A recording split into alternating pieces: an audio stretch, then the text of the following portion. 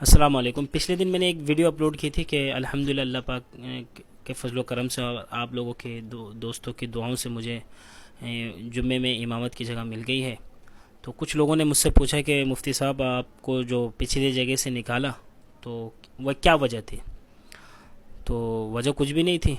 ایک نے تو یہاں تک لکھ دیا کہ بھائی شاید مفتی طارق مسعود صاحب کا نقل اتارنے کے چکر میں مسجد والوں کو پسند نہیں آیا اور مار کر نکال دیا۔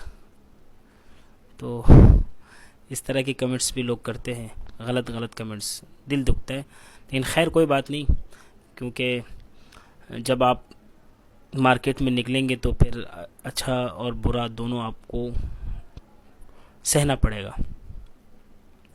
لوگوں کی تعریف بھی آپ کو سہنی پڑے گی اور لوگوں کے تنقید بھی، یہ دونوں چیزیں آپ کو برداشت کرنی پڑے گی، تب جا کے آپ ایسا نہ ہو کہ تعریف سننے کے بعد آپ پھولنا شروع ہو جائے اور برائی سننے کے بعد آپ غصے میں آ جائیں۔ نہیں، بلکہ دونوں۔ تو میرے ساتھ بھی کچھ ایسا ہی ہوا۔ بہت سارے لوگ کمنٹس کر رہے تھے کہ بھائی کیا وجہ تھی، آپ کو کیوں نکالا؟ اور ایک نے تو یہاں تک لکھ دیا کہ مفتی طارق مسعود صاحب کی نقل اتار رہے تھے، تو ان کی نقل اتارنے کے چکر میں ایسا تو نہیں کہ وہ مسجد والوں نے نکال دی۔ تو ایسی کوئی بات نہیں، الحمدللہ۔ آپ لوگوں کو پتہ ہے کہ نہ میرا شکل مفتی طارق مسعود صاحب جیسا ہے، نہ میں ان کی طرح بننے کی کوشش کرتا ہوں، کیونکہ جو بندہ جس کی طرح بننے کی کوشش کرتا ہے اس کی ایکٹنگ بھی کرتا ہے، اس کا نقل بھی اتارتا ہے۔ نہ میں نے کبھی مفتی طارق مسعود صاحب جیسا پگڑی پہننے کی کوشش کی، نہ میری شکل و صورت مفتی طارق مسعود صاحب جیسا ہے، وہ بڑے آدمی ہیں، اور نہ کبھی میں نے ان کے لہجے کی طرح میں نے بات کرنے کی کوشش کی۔ ہر ایک کا اپنا اسٹائل ہوتا ہے۔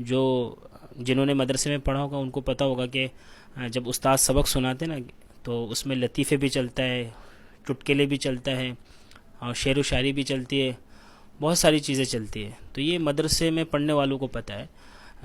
اور غالباً مفتی طارق مسعود صاحب جتنے بھی لطیفے سناتے ہیں ان میں سے اکثر لطیفے ہم نے مدرسے میں بچپن طالب علمی زمانے میں سن چکے ہیں۔ تو دنیا دار طبقے کو لگتا ہے کہ یہ کوئی یونیک چیز ہے، نئی بات ہے۔ تو یہ مدرسے میں پڑھنے والوں طالب علموں کو اور علماء حضرات کو پتہ ہوگا کہ یہ ساری چیزیں زمانہ طالب علمی میں اساتذہ اس سے سن چکے ہوتے ہیں۔ تو یہ ہمارے لیے کوئی نئی بات نہیں۔ اور مدرسے میں ایسے طالب علم بھی ہوتے ہیں جو مجمع میں ہنسانے کا کام بھی کرتے ہیں۔ تو جب ہم بچپن میں جب مدرسے میں پڑھتے تھے تو بزم ہوا کرتی تھی، تو اس بزم میں کچھ لڑکے تقاریر کیا کرتے تھے، کچھ نعتیں پڑھا کرتے تھے، کچھ مکالمے کیا کرتے تھے، اسی طرح کچھ شعر و شاعری کیا کرتے تھے۔ کچھ لڑکے ایسے ہوتے تھے جو لطیفے سنایا کرتے تھے لوگوں کو ہنسانے کے لیے۔ تو یہ زمانہ طالب علمی سے ہم سیکھتے ہوئے آ رہے، اور ہمیں مجمع کی شکل و صورت کو دیکھ کر اندازہ ہو جاتا ہے کہ اب مجمع ہم سے کیا مانگتا ہے۔ تو تھوڑا بہت زیادہ نہیں، میں یہ نہیں کہوں گا کہ میں بہت بڑا تیسمار خان ہوں، نہیں، بس یہ ہے کہ جس طرح مجھے آسانی لگتی ہے میں اپنے لیے آسان سمجھتا ہوں، اس طرح میں بیان کر دیتا ہوں۔ تو لوگ سمجھتے ہیں کہ واہ بہت بڑی چیز ہے، تو بھائی ویسے کوئی بات نہیں۔ نہ میں مفتی طارق مسعود صاحب جیسے ایکٹنگ کرنے کی کوشش کرتا ہوں، ہر ایک کا اپنا الگ انداز ہوتا ہے۔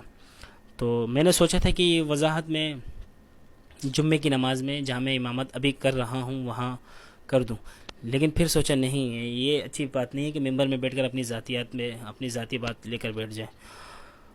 تو لوگوں کے کمنٹس آ رہے تھے کہ بھائی آپ وضاحت دے کہ آپ کو پچھلے مسجد سے کیوں نکالا۔ بھائی کوئی وضاحت دینے کی ضرورت نہیں، لیکن کچھ لوگوں نے اس طرح کے کمنٹس لکھے ہیں کہ اب دینے کی ضرورت پڑ رہی ہے، کیونکہ تہمت بھی لگ رہی ہے نا۔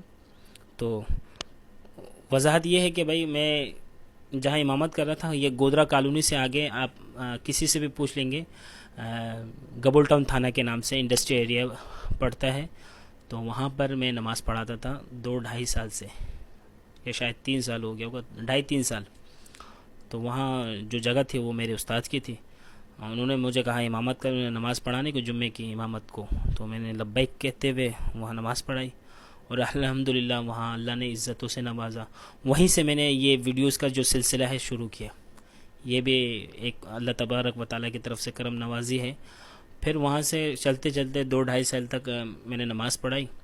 تو بقرعید سے چند دن پہلے، میرے خیال میں بقرعید سے پہلے، جب ایک جمعہ پہلے مجھے استاد جی نے کہا کہ بھائی آپ اپنے لیے کوئی دوسری جگہ دیکھ لیں، ہمارا اس مسجد میں کوئی ہمارا اپنا بندہ نماز پڑھائے گا۔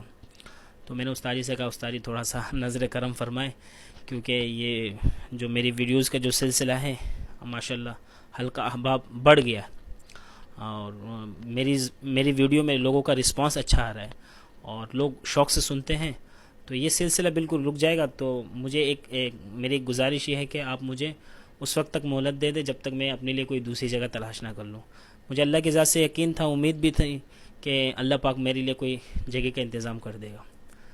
تو استاد نے کہا نہیں ہم معذرت خواہ ہیں. تو میں نے کہا کوئی بات نہیں، لیکن استاد نے ساتھ ساتھ یہ بھی دعا دی کہ انشاءاللہ اللہ پاک آپ کو اس سے بہتر جگہ دے گا اور انشاءاللہ آپ کو اس سے بہتر جگہ ملے گی.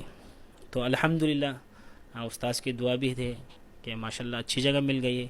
اب میں جہاں نماز پڑھا رہا ہوں، مزے کی بات بتاؤں آپ کو، میں نے زمانات طالب علمی میں جو جمعہ پڑھانا اسٹارٹ کیا تھا اسی مسجد سے کیا تھا، اب اسی مسجد میں دوبارہ نماز پڑھانے کو موقع مل گیا الحمدللہ ثم الحمدللہ. تو پچھلے جمعہ میں نے پڑھائی تو ماشاءاللہ بہت مزہ آیا، لوگوں کو بھی مزہ آیا. اللہ پاک مزید ہمیں حوصلہ دے، ہمت دے اور اخلاص بھی دے کہ اللہ کے دین کی خدمت ہم للہیت کے لیے کرے، خلوص سے دل سے کرے. اللہ پاک ہمارے اندر ایمانی جذبہ پیدا کرے. اور کوئی وجہ نہیں تھی، بس ایسے ہی استاد نے کہا کہ بھائی آپ اپنے لیے دوسری جگہ دیکھ لیں. ہم نے دیکھ لی، اللہ نے دے بھی دی آپ لوگوں کی دعاؤں سے. تو بہت سارے لوگ نیگیٹو کمنٹس کرتے ہیں، جس بنا پر سوچا تھا کہ نہیں کرو، لیکن دل نہیں مان رہا تھا کہ نہیں وضاحت دے دوں، ورنہ اور بھی لوگ غلط کمنٹس کرتے رہیں گے. ایسی کوئی وجہ نہیں ہے. بس آپ بھائیوں سے گزارش ہے، دوستوں سے گزارش ہے کہ آپ میرے لیے دعا کریں کہ اللہ پاک مجھے حق اور سچ کہنے کی توفیق عطا فرمائے. اس پر سب سے پہلے مجھے عمل کرنے کی توفیق عطا فرمائے، اس کے بعد آپ کو، اور جو کچھ میں کہوں اس پہ اللہ کی رضا شامل ہو، کیونکہ جب تک اللہ کی رضا نہیں ہوگی ہم نہ دنیا میں کامیاب ہو سکتے نہ آخرت میں. اللہ پاک اپنے دین کے لیے ہمیں قبول و منظور فرمائے اور اسی طرح ہمیں دعاؤں سے نوازتے رہیں. جزاک اللہ. السلام علیکم ورحمۃ اللہ.